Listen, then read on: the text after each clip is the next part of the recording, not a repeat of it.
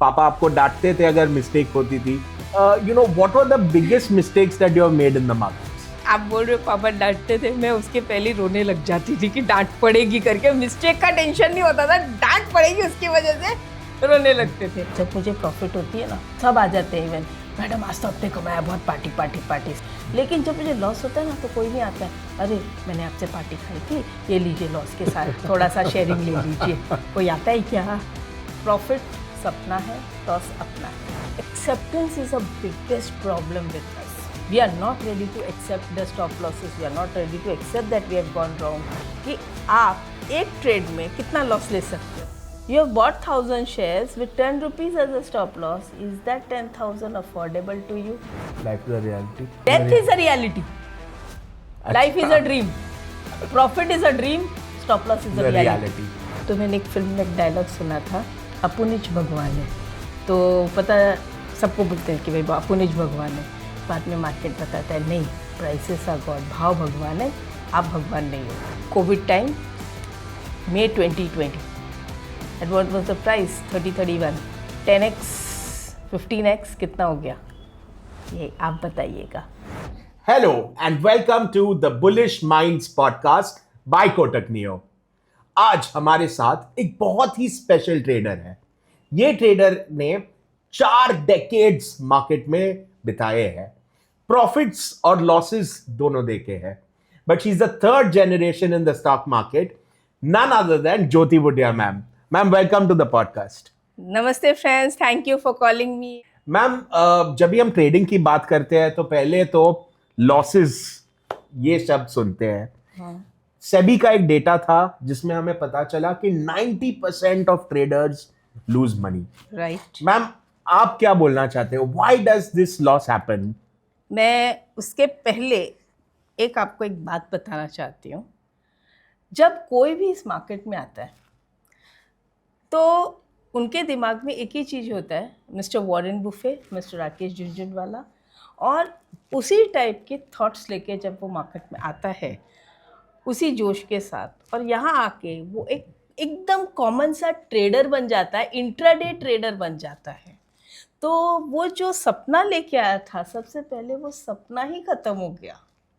So that dream has shattered or vanished. What has happened, I don't know. So where has Mr. Warren Buffett gone? Where has Mr. Rakesh Ji gone? तो वो सबसे पहला जो हम क्या सोच के आए थे और क्या कर रहे हैं, उसी में ही पूरा चेंज आ गया. और profit and loss, these are the part of the trades. हमको लॉस भी होगा, प्रॉफिट भी होगा. But what exactly I would say is losses we have to take. One is the loss by the system and one is the loss by our mistakes. Ma'am, talking about that losses by mistakes, I think वो चीज हमारे control में है. तो as a trader आप इतने time markets में आपने बिताए हैं. पहले मैं आपको पूछूंगा ma'am, what are the general mistakes that people make in the markets? जैसा सबसे पहले मैंने आपको बताया था कि हम सोच के कुछ और आए हैं और करते कुछ और हैं. जी. हम सारी रात ये प्लानिंग करते हैं कि ग्लोबल मार्केट्स ऐसा है तो मार्केट अपना ऐसा खुलेगा, ऐसा खुलेगा, ऐसा खुलेगा. और मार्केट अगर अलग ढंग से खुल गया या वैसा खुला और बहुत ज़्यादा ऊपर या नीचे खुला तो एक ऐसा होता है कि भाई मैं मिस आउट नहीं कर दूँ ये चीज़ को. तो हड़बड़ी में जो पहला ट्रेड मेरा होना चाहिए, वो सबसे बड़ी मुझे मिस्टेक क्या लगती है कि इतना एग्रेशन क्यों. आराम से 9:30, 10, 15, 20 मिनट देखो मार्केट को, स्टडी करो, फिर देखिए कि आज का मार्केट आपके लिए है या नहीं, देन प्लान आउट. लेकिन हाँ, क्या होता है कि बहुत लोगों को ऑफिस जाने की रहती है, काम भी करते हैं, मार्केट भी देखते हैं, तो उनको ऐसा रहता है कि हम अपना ट्रेड डाल के और अपने जॉब पे चले जाएं. सो या ट्रेड ले लें और फिर उसका स्टॉप लॉस टारगेट डाल के जॉब पे चले जाएं. So this is what many things have a clash together. People don't realize के maximum part of their wealth is made in the last few years. मतलब कंपाउंडिंग होके फिर पैसा बनता है.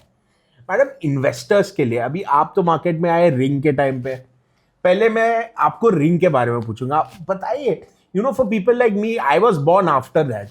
तो I am very excited to know कि वो क्या होता था, मतलब आप रिंग में जब जाते थे ट्रेडिंग करने के लिए, आई हैव बीन टोल्ड कि not lot of women were in the ring. I even see. I sometimes I also think that way. कि I may be among the first 2-3 only because मैंने भी वहाँ पे कोई लेडी नहीं देखी थी. मैडम तो क्या था, मतलब how was it, tell us कि कैसा होता था ट्रेडिंग. कुछ नहीं, सब लोग इकट्ठे होते थे और आपस में बात करके ट्रेडिंग करते थे. सबका अलग अलग काउंटर होते थे, मतलब group of people standing at different places with varieties of shares. They were giving a bid ask quote. वो जो बिड आस्क कोट होता है ना, तो हमें उनसे ही लेना पड़ता था और उन्हीं को बेचना पड़ता था.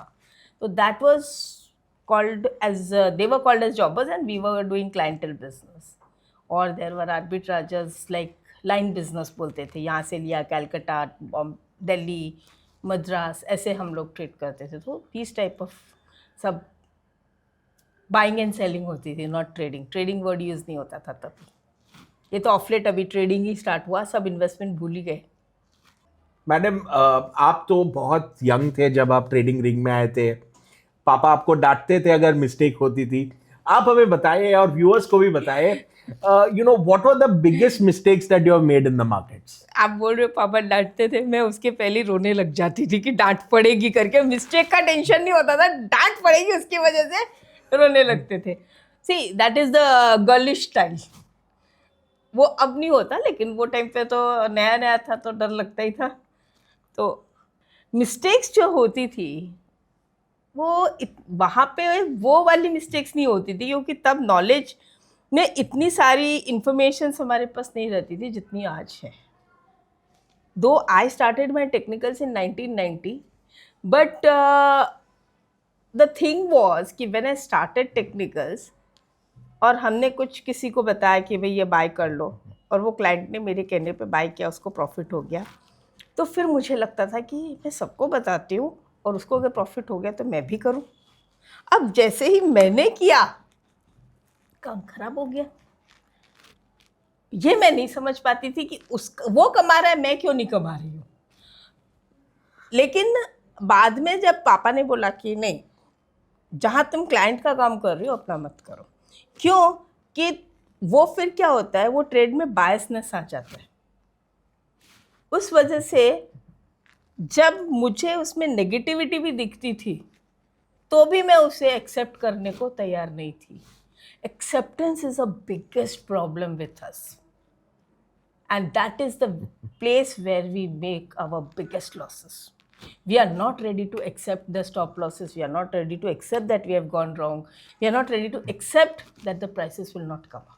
मतलब आप बोल रहे हो कि माइंडसेट बहुत इंपॉर्टेंट है, मतलब एक्सेप्टेंस कि हम गलत है और बुक कर दिया, निकल गए, नया ट्रेड ढूंढो. I think lot of people face this problem ना. एक बार आपने एक पोजीशन ले ली, ट्रेड ले ली, स्टॉक ले लिया 400 रुपए पे, 20 रुपए होगा, पीपल डोंट सेल बिकॉज नहीं नहीं मैंने लिया है, कभी तो ऊपर जाएगा, होप पे मार्केट चलता है. राइट. अब पहली बात तो ये कि आपने ट्रेडर बन के पोजिशन लिए कि इन्वेस्टर बन के, ये बताओ मुझे.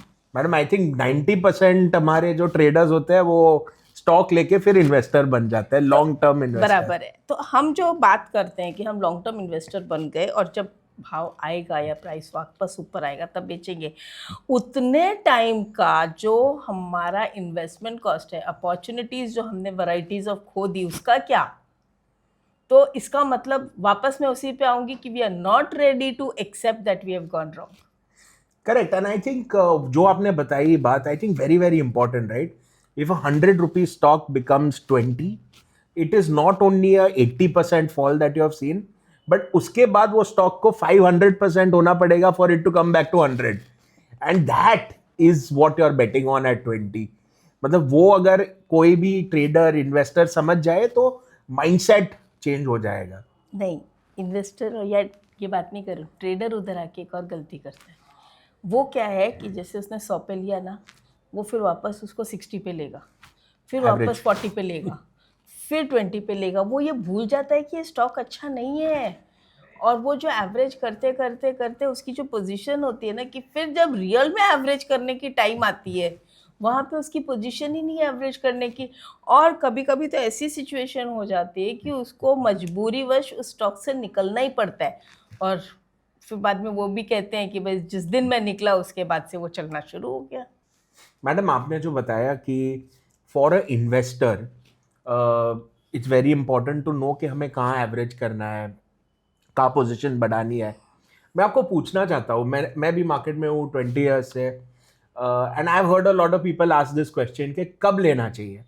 पहले तो क्या लेना चाहिए बहुत इंपॉर्टेंट है, कब लेना चाहिए, कितना लेना चाहिए, और उसके बाद कितना होल्ड करें। आज हमारे व्यूअर्स को आप अगर ये स्ट्रैटेजी बता दें कि क्या लेना चाहिए, मतलब कैसे आइडेंटिफाई करें, एक बार आइडेंटिफाई हो गया तो कब तक वो स्टॉक रखना चाहिए, अगर राइट गया तो कहां तक जा सकता है, कैसे हम होल्ड कर सकते हैं, क्या डिसिप्लिन मेथड से हम कर सकते हैं, और अगर रॉन्ग गया तो कैसे बुक कर सकते हैं, मतलब एक्सेप्टेंस ऑफ लॉस जो आप बोल रहे हो वो कैसे कर सकते हैं। आज अगर आपको, if you want to hear this strategy from Jyoti ma'am, you have to for sure like this video, ensure you subscribe to the channel and follow us for such amazing podcast. Madam, tell us your strategy. तो सबसे पहले मैं fundamental stocks लेती हूँ। I prefer companies जो already minimum में minimum 25 साल से टिकी हुई है इस मार्केट में। सेकेंडली, वो अपनी नॉलेज को अभी तक अपडेट रखती है। Okay. क्यों कि ऑब्सोलीट प्रोडक्ट्स के साथ में कंपनीज नहीं चलती। हम खुद नहीं चल सकते। आज अगर मैं कंप्यूटर्स यूज़ नहीं करूं तो फिर मैं कैसे चलूंगी? Right. मुझे भी आज टेक्निकल्स है, ऑप्शंस है, मुझे भी आज की एआई है, ये सब यूज़ करना पड़ेगा। I have to upgrade myself. तो अब जब मैं अपग्रेड करती हूँ तो मैं ये सोचती हूँ कि कंपनीज़ को भी अपने आप को अपग्रेड करना है। अगर जो कंपनीज अपग्रेड नहीं होती हैं और ऑब्सोलीट प्रोडक्ट्स के साथ चलती हैं तो वो लंबा नहीं चल सकती।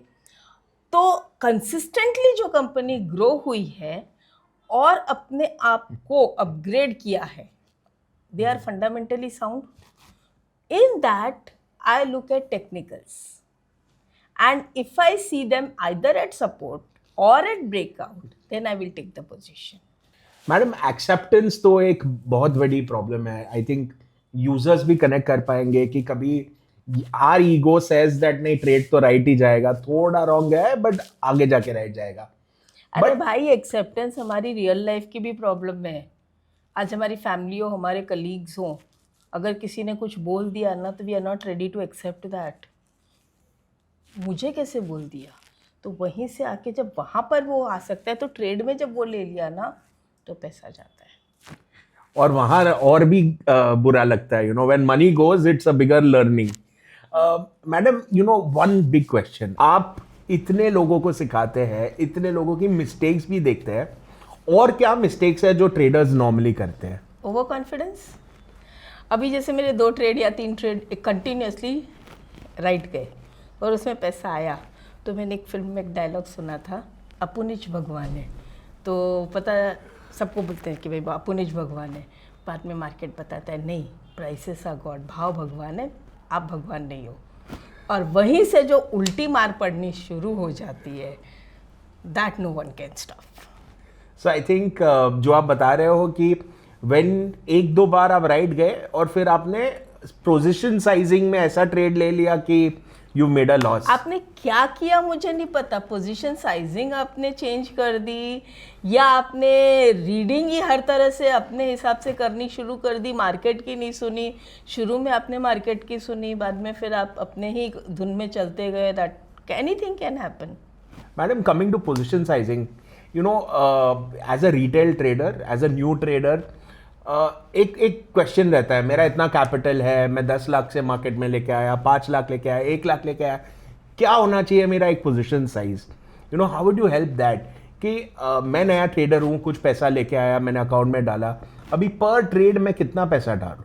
मुझे सबसे पहले ये बताओ कि आप ये सब क्वेश्चन पूछ रहे हो कि आप कितना डालोगे, कितना नहीं डालोगे। मैं अगर इसको अलग तरीके से कहूँ कि आप एक ट्रेड में कितना लॉस ले सकते हो, क्योंकि हम जब भी ट्रेड लेते हैं हम यही बात करते हैं, मैं ये बाय कर लेता हूँ, इतने में इतना प्रॉफिट तो हो जाएगा, तो मैं 1000 शेयर खरीद लेता हूँ। Correct. And we will place the stop loss as 10 rupees because that is as per the charts. ये हम लोग बात करते हैं जी। You have bought 1000 shares with 10 rupees as a stop loss. Is that 10,000 affordable to you? That is the first thing कि पहली बात ये है कि वो रिस्क आपको कितना अफोर्डेबल है। अगर 10,000 का रिस्क आप अफोर्ड नहीं कर सकते, आपको सिर्फ 5,000 का रिस्क अफोर्ड कर सकते हो या 6,000 का रिस्क अफोर्ड कर सकते हो, तो फिर पोजीशन उतनी ही लो ना। फिर चाहे आप 100 शेयर लेके 60 रुपीज़ नीचे एसएल लगाओ, 200 शेयर लेके 30 रुपीज़ नीचे एसएल लगाओ। जो है आप अपने हिसाब से काम करो कि आपकी रिस्क कैपेसिटी क्या है।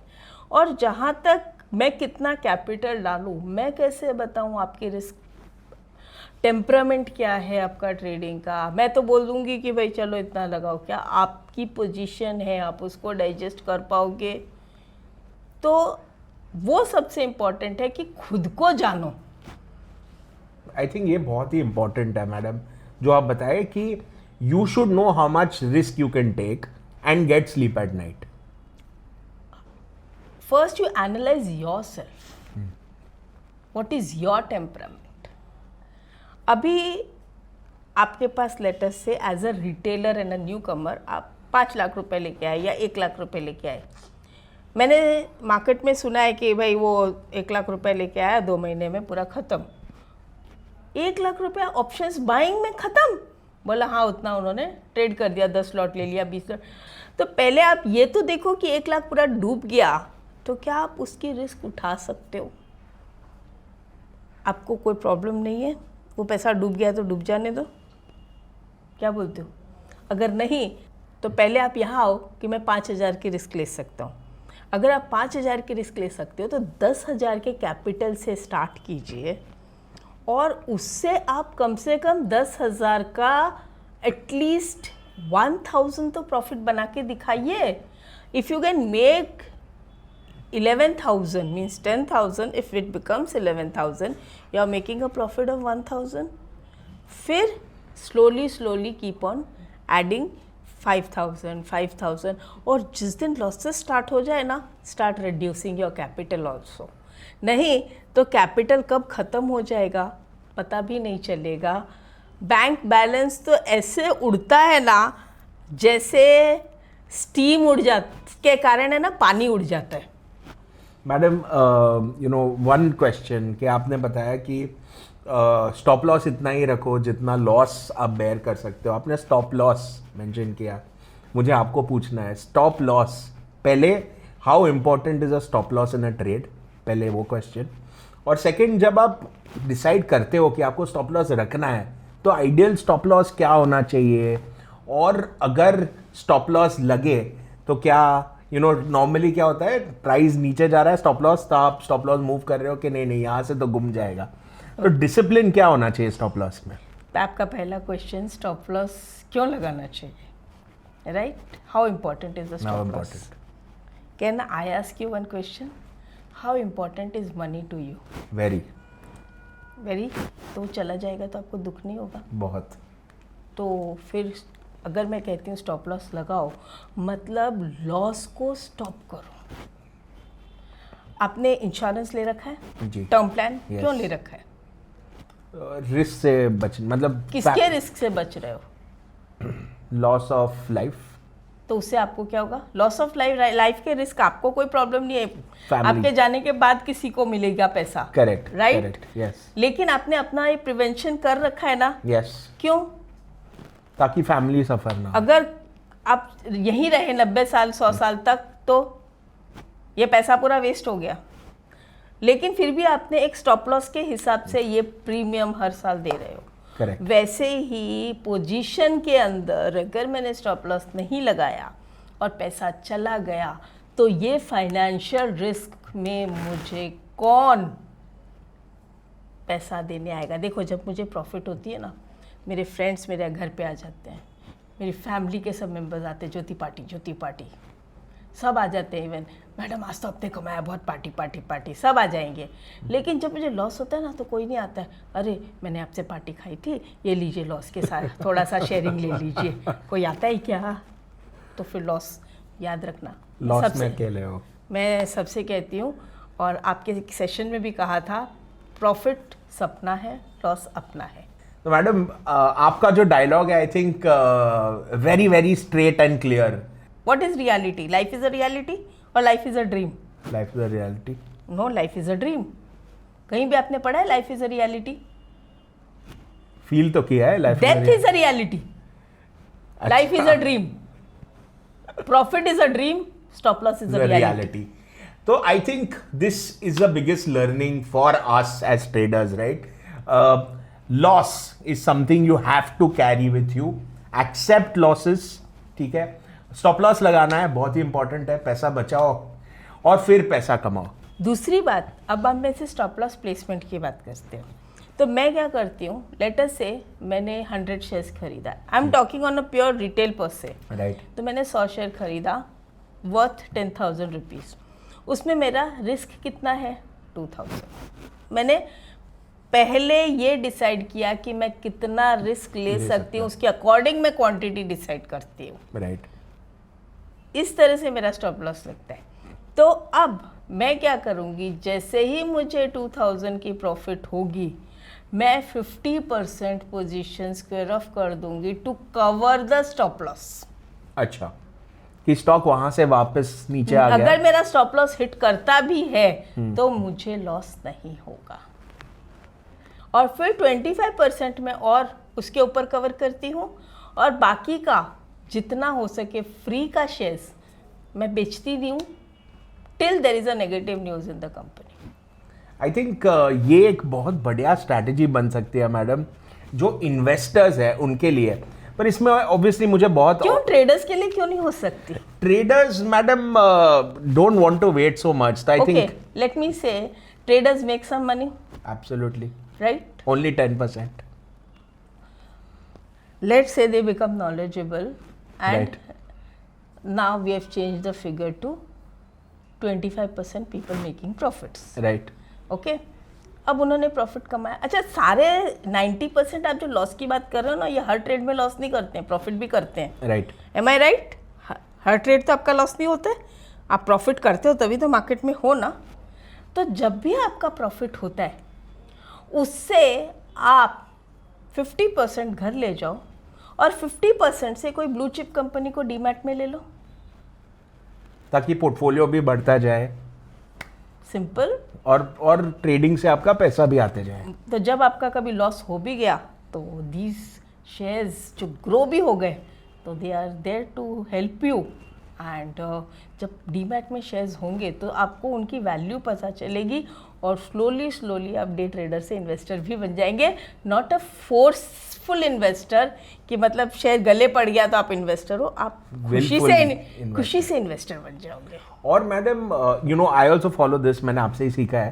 पर मैं ETFs में डाल देता हूँ जितना भी ट्रेडिंग प्रॉफिट्स है, some % ऑफ दैट। अल्टीमेटली तो इन्वेस्टमेंट ही है ना। करेक्ट। पर you know that basically passive investing भी पैसा बना देता है। तो सो स्टॉक्स भी वैसा ही बना के देगा ना। अगर आप मान लो आज इतने सालों से कई कंपनियां चल रही है, उन्हीं में आप मंथली SIP टाइप में ये पैसा डाल दो, या कभी भी कोई भी स्टॉक ले लो, एक दो भी, तो क्या प्रॉब्लम है?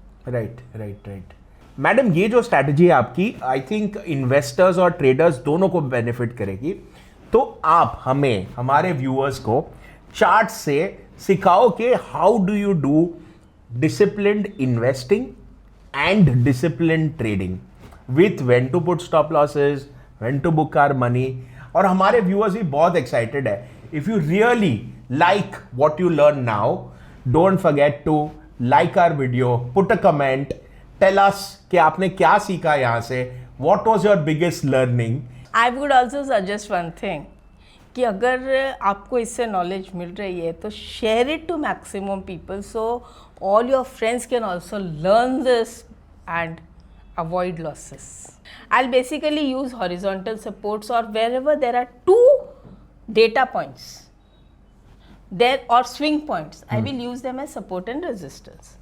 So can I draw this as one data point and this as one data point and make this as resistance? Correct. Everybody knows about this. Same way, can I make this data point and this data point and draw this? Yes. There is a breakout, you can see. Yes. So this, along with the breakout, when there is a breakout, generally when the high of the breakout candle breaches, मतलब जब new high बनाता है, breakout candle का new high बनता है, दूसरा candle बनाता है, ओके, तब हम बाय करते हैं। लेकिन यहाँ पे अगर आप देखोगे कि ब्रेकआउट होने के बाद ये कैंडल ने ब्रेकआउट दिया, अभी तक कोई भी कैंडल ने हाई नहीं तोड़ा। उसके बाद ये कैंडल ने एक हाई तोड़ा विथ ओपन एंड लो। अगर आप यहाँ पे देखोगे तो यहाँ पर ओपन देखिए, open price and low price. तो अगर मैं देखूँ यहाँ पे open is 29.28 and low is 29.08। So I can take it because open and low is nearby, and plus I can use इसका low as a stop loss. Okay, previous candle का low as stop loss, and based on that. तो अब ये loss कितना है, सबसे पहला मेरा काउंटिंग ये आएगा, ये मेरा एसएल कितना है, लेट्स से 28 रुपीज़। ओके, और मैंने इसे एग्जैक्टली यहाँ पे बाय नहीं किया, यहाँ पे कहीं बाय किया। तो आपने बेसिकली हाई को तोड़ते हुए उसके बाद बाय किया, से 34 पे बाय किया। तो लेटेस्ट से इसके और इसके बीच में एक 4 रुपीज़ का डिफरेंस है। अब मैं यहाँ पे 4 रुपीज़ के हिसाब से if I am buying 100 shares the risk is 400 to 500। If I am buying 200 shares the risk is around 1000 rupees, 1 रुपये एक्स्ट्रा ले रही हूँ। If I buy 300 shares the risk is around 1500। Now it is up to you कि आप कितना risk ले सकते हो। अगर आप 10,000 ले सकते हो तो उसके अकॉर्डिंग भी काम कर सकते हो, आप 1 लाख ले सकते हो तो उसके अकॉर्डिंग भी काम कर सकते हो। बट एज अ रिटेलर आप 1,000-1,500 का रिस्क ले सकते हो, तो उसी के अकॉर्डिंग ही पोजीशन बनाइए, because that is the most important thing. आप कहेंगे it is approximately 10%। Yes my friends, because I am looking at the monthly charts and I am looking at multi-year breakouts. Multi-year breakouts means you can see कि यहाँ पर नवंबर 2017 से मेरा first data point है, और जिसका ब्रेकआउट हुआ है 1 सितंबर 2020, मतलब more than 2 years is a multi year breakout. और जितना लंबा पीरियड होगा उतना ही उसका जो ब्रेकआउट होता है वो जनरली स्ट्रॉन्ग होता है। मैं ये नहीं कहती हूँ कि 100% है, मेरा स्ट्राइक रेट भी 50-60% ही है, but the place where I win is stop loss और पार्ट प्रॉफिट बुकिंग। अभी जो मैंने आपसे बात की थी कि 25%, तो ये जो 4 रुपया है, 4 रुपीज़, दैट इज़ 34 + 38। अगर मैं देखूं तो ये सेकेंड मंथ में मुझे 38 रुपीज़ मिल गए, यहाँ पे मेरे 50% बुक हो जाएंगे। अब अगर ये स्टॉप लॉस हिट भी हो जाता है तो मुझे कोई फ़र्क नहीं पड़ेगा, और इस 4 रुपीज़ के बाद again another 4 rupees I can book another 25%, and now I will actually wait for this stop loss because loss होगा ही नहीं। I have already booked 50%, 25%। अब इसी ट्रेड को मैं आगे ले जाके अगर देखती हूँ तो ये देखिए, ये बढ़ते ही जा रहा है, 78 हो गया। उसके बाद आप देखिए इसको, इसका मूवमेंट देखिए, ये जो मूव हो रहा है प्राइस, इससे आपको ये पता चल जाएगा कि हम कितना गलत सोचते हैं, कितना एक्साइटेड हो जाते हैं।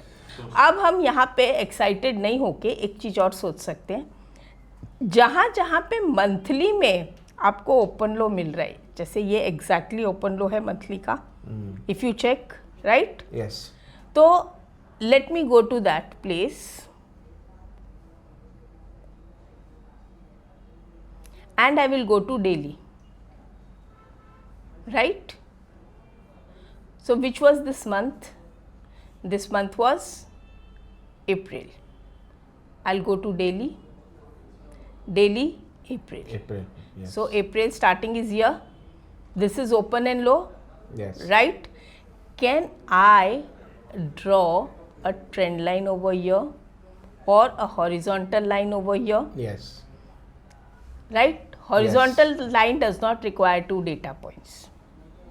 And if I want to draw a trend line also, I can use it. But यहाँ पे जितनी अच्छी ये बन रही है horizontal line, correct, right? तो ये जो ब्रेकआउट आया है यहाँ पर भी ओपन लो मिला है और इसके बाद भी हाई क्रॉस किया है, तो हम यहाँ पर से बाय स्टार्ट करके और इसके अंदर जो ट्रेडिंग कर रहे हैं इसके में अगर 100 रुपया भी मिलता है तो क्या मैं एक शेयर ले सकती हूँ? 200 रुपये की प्रॉफिट हुई तो 100 घर में ले जाऊँगी, एक शेयर भी डीमैट में रख लूँगी। 500 की प्रॉफिट हुई तो मैं 300 मतलब एटलीस्ट 4 और 5 shares I can buy. That way I can keep on accumulating the shares. बूंद बूंद करके घड़ा भरता है। You must have heard the drop drop makes an ocean. तो वैसे करके हम अपनी पोजीशन बना सकते हैं and that you can keep on holding because RSI is above 70 and in monthly RSI till it falls below 30। और इसके साथ जब मैं इसको मूव करती हूँ तो कितने शेयर्स मैं इकट्ठे कर सकती हूँ, कितने घर ले जा सकती हूँ। See the way the price is moving.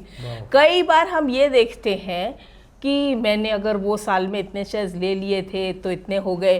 अच्छा, हम खुद बोलते हैं मैंने ये शेयर लिया तो था 100 रुपये में, उसका भाव आज 2500 हो गया, 5000 हो गया, तो शेयर बोला नहीं, शेयर तो मैंने 120 में ही बेच दिया, वापस क्यों नहीं लिया? फिर हिम्मत नहीं हुई। अब यहाँ पर क्या होगा कि आपकी कभी यह मुँह से निकलेगा ही नहीं कि मेरी हिम्मत नहीं हुई।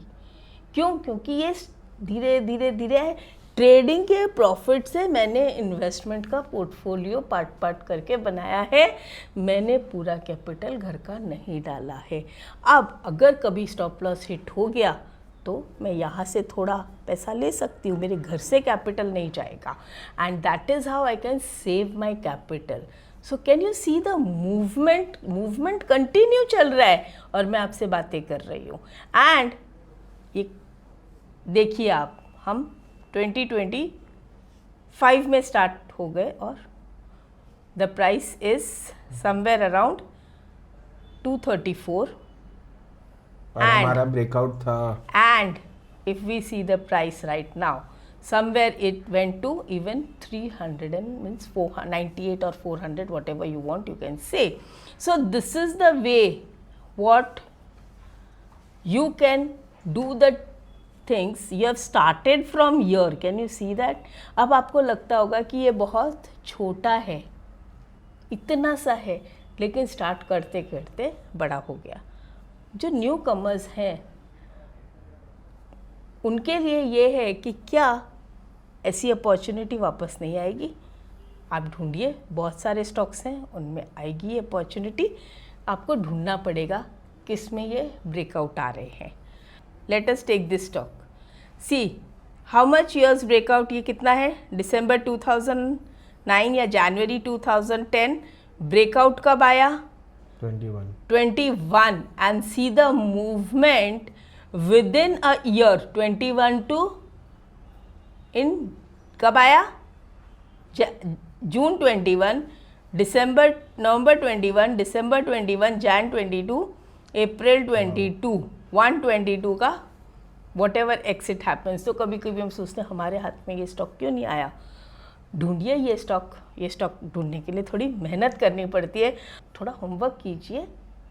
मैं तो जब से चार्ट स्टडी किया 1990 से, तभी मुझे सिखा दिया गया था मार्केट ब्रोकर्स द्वारा ही, एवरी डे 2 घंटा प्रैक्टिस करना है, मतलब करना है। तब से आज तक करते आ रही हूँ, और वो भी पोस्ट मार्केट, मार्केट के टाइम पे नहीं, मार्केट के अलावा 2 घंटा देना पड़ता है, तभी तो ऐसे स्टॉक्स निकल के आते हैं माय फ्रेंड्स।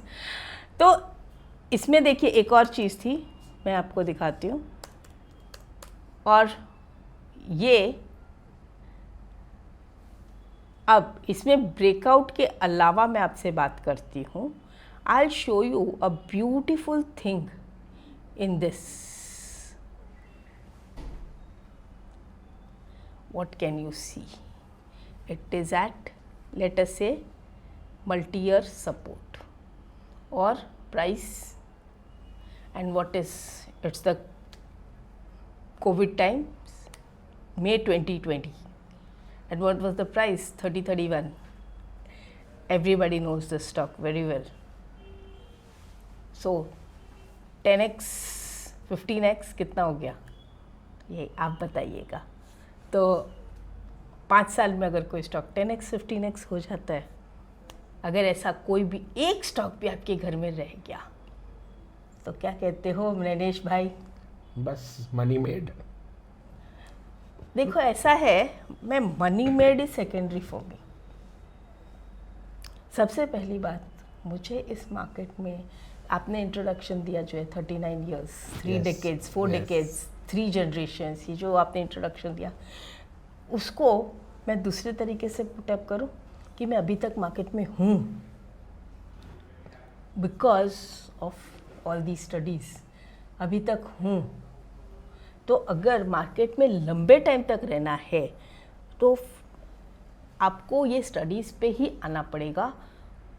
और ऐसा नहीं है भाई, आपका 100 रुपये को भी तो 200 रुपये बना सकते हो, लाख को 2 लाख बना सकते हो। ज़रूरी नहीं है कि सब करोड़ रुपया ही लेके आते हैं, रोज़ करोड़ रुपया ही कमाना है। हमें एक रीज़नेबल प्रॉफिट इतना कमाना है कि हम अपना घर चला सकें। That's all. We don't want to become multi-millionaire every day, and we can't do that. So this is what I can show you in a very simple manner. Thank you so much. आपने जो study share की है हमारे viewers के साथ, I am sure our viewers have benefited. Don't forget to come on this video, put it in the comments saying you have benefited. We at Kotak Neo will be very, very happy to see you benefiting from all the knowledge that our guest speaker today, Jyoti Budhia ma'am, has shared with us. But ये ध्यान रखिएगा, आपकी risk appetite कितनी है, आप stop loss कितना ले सकते हो, बिना स्टॉप लॉस के कोई काम करना नहीं है। और जो भी ट्रेड करते हो, सबसे बड़ी बात, किसी भी ट्रेड में एक्साइटमेंट मत लाना। जहाँ आपने एक्साइटमेंट लिया वहीं आपका काम खराब हो सकता है। प्रॉफिट होने पे ज़्यादा उछलना नहीं है, लॉस होने पे दुखी भी नहीं होना है। So guys, keep following this podcast, The Bullish Minds, with bullish minds like Jyoti Budhia. Thank you and stay tuned for more. Namaste. Thank you, friends. I hope you all like this podcast. Thank you. Investments in securities market are subject to market risks. Read all the related documents carefully before investing.